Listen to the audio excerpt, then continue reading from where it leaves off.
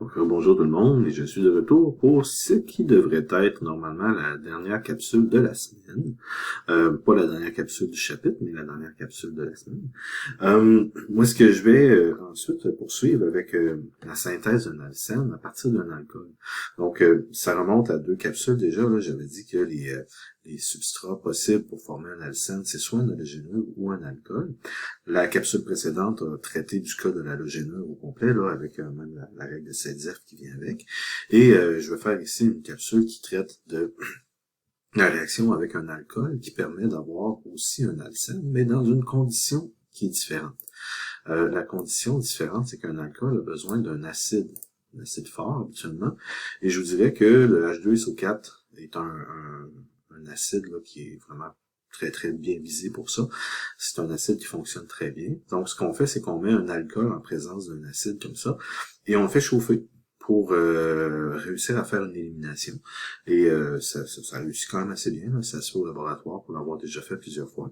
Et on obtient un alcène relativement pur à la fin. Ça fonctionne très très bien. Au niveau du mécanisme en tant que tel, c'est que tous les alcools vont devoir passer par une étape qu'on appelle de protonation. Que ce soit en E1 ou en E2, on va toujours avoir besoin d'une étape de protonation pour réussir à faire l'élimination d'un alcool. Donc, les alcools réagissent un petit peu différemment des halogénures. Et si je vous donne un court exemple de ceci, c'est que quand on regarde un alcool, c'est fait, c'est que le OH, en fait, si on veut l'enlever, on va essayer de le transformer en molécule d'eau.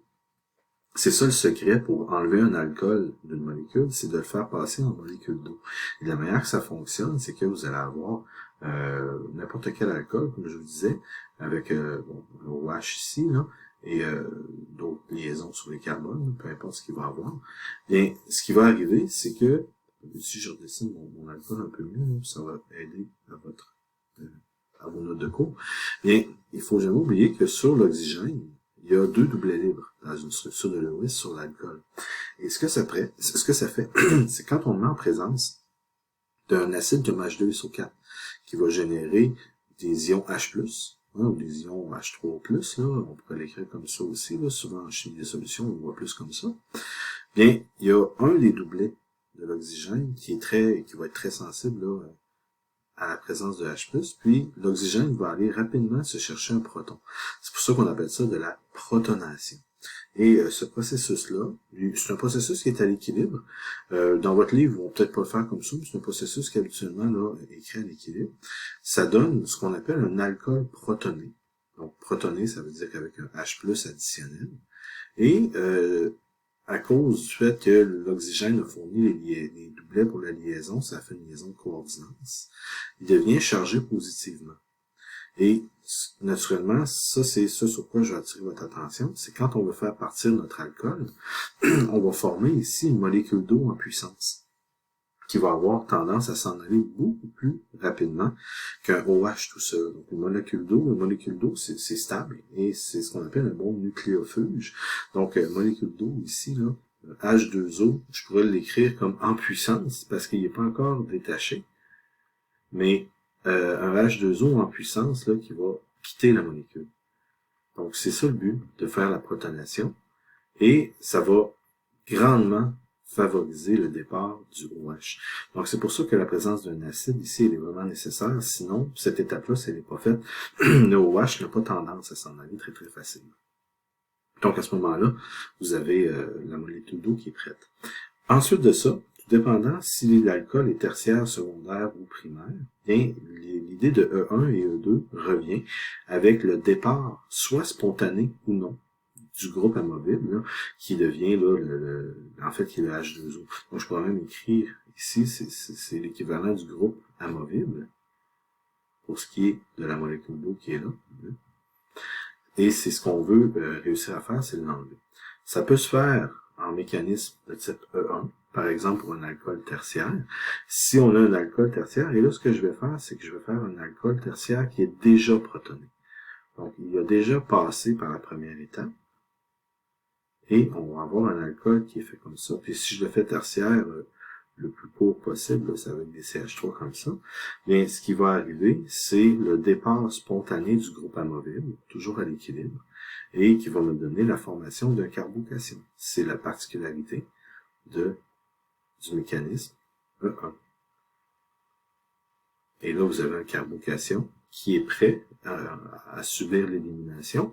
Et même si je fais, un peu comme j'ai fait les autres fois, là, je vais sortir un H à côté du carbocation pour l'éliminer. Qui va venir éliminer ici, en fait, c'est la molécule d'eau qu'on a libérée. Donc, vous avez vu ici, il y a une molécule d'eau qui est sortie, là. Et la molécule d'eau qu'on a libérée, elle est à proximité de la molécule. Et le doublet de l'oxygène est capable d'aller chercher le H+, qui est là, pour subir l'appel de la liaison double, comme c'est ici, là. Et on va obtenir, à ce moment-là, un alcène. Là, ici, peu importe le carbone bêta, c'était des carbones bêta qui étaient équivalents. Et à la fin, on se ramasse avec un H3+, qui, en fait, est le retour du catalyseur. On va même dire que c'est une catalyse acide, parce que le H3+, qui est généré ici, peut retourner à cet endroit-là pour protoner une autre molécule d'alcool, faire une autre protonation et continuer le mécanisme pour faire la réaction sur les centaines de milliers de molécules d'alcool qui sont à l'intérieur de votre contenant. Donc ici, là, le H3+, qui est là, c'est vraiment un catalyseur, puis il va être réutilisé pour recommencer un autre cycle de réaction sur une nouvelle molécule, toujours en gardant l'idée qu'il y a des centaines de milliers ou des centaines de millions de molécules dans votre contenant qui doivent toutes individuellement passer à travers le processus qui est ici pour obtenir le produit final. Donc, c'est le mécanisme E1 pour les alcools qui sont tertiaires et secondaires. Pour les alcools primaires, le mécanisme est légèrement différent, un peu plus difficile à faire comme réaction aussi. Là. La manière dont ça fonctionne, c'est que, par exemple, si on prend un alcool primaire qui est CH3, CH2, CH2OH, comme ceci. Donc, ce que je veux faire ici, c'est que je veux faire une élimination. Puis comme je l'ai mentionné, ou en fait, de manière que je l'ai fait au dernier exemple, je vais commencer par un alcool qui est déjà protoné. Donc, lui, il est déjà prêt à s'en aller. Et ce qui se passe à ce moment-là, c'est qu'il y a une molécule d'eau qui est dans le système. Quand on met du H2SO4, souvent, c'est des solutions aqueuses et il y a des molécules d'eau à profusion. Et le doublet de cette molécule d'eau est capable d'aller attaquer un H ici qui est en bêta. Le bêta est ici. Et ça va ramener la liaison à cet endroit-là et ça expulse la molécule d'eau.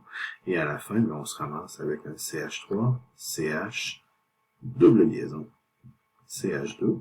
Et on reconnaît en plus là, le H3+, qui va être notre catalyseur qui est régénéré à la fin. Donc, pour ce qui est là, des alcools primaires, c'est le E2 qui va être le mécanisme qui est utilisé. Les éliminations sont aussi sujettes à la règle de Saint-Zeph. Il n'y a pas des éliminations de molécules d'eau. Là. Donc, peu importe si on fait une élimination d'un halogénure ou d'une molécule d'eau, la règle de Saint-Zeph doit s'appliquer.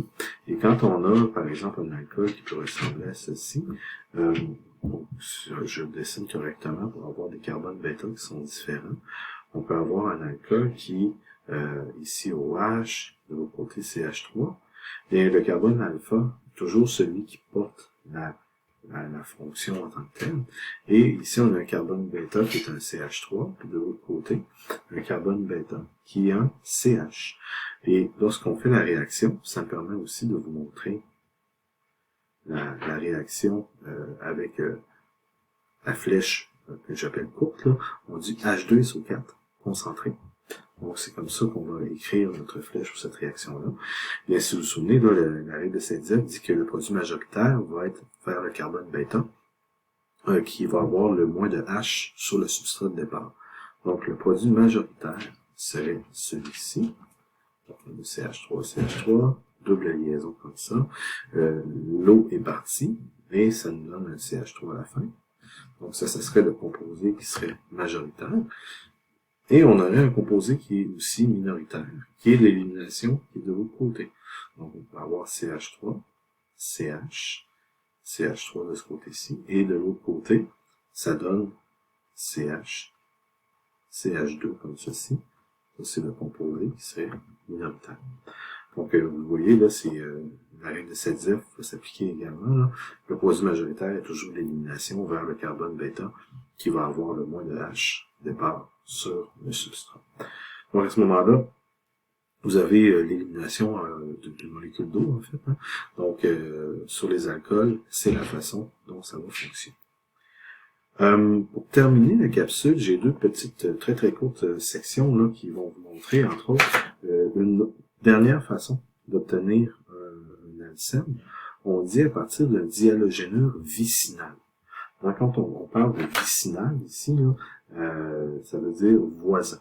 Donc, vicinal, ça veut dire voisin. Donc, la vicinité, c'est la proximité, là. Donc, c'est le fait d'avoir un dihalogénure sur des carbones voisins.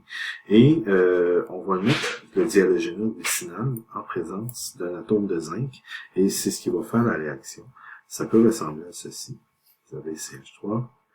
Donc, premièrement, un dihalogénure vicinal, c'est par exemple un Br sur un carbone, puis un Br sur un carbone voisin.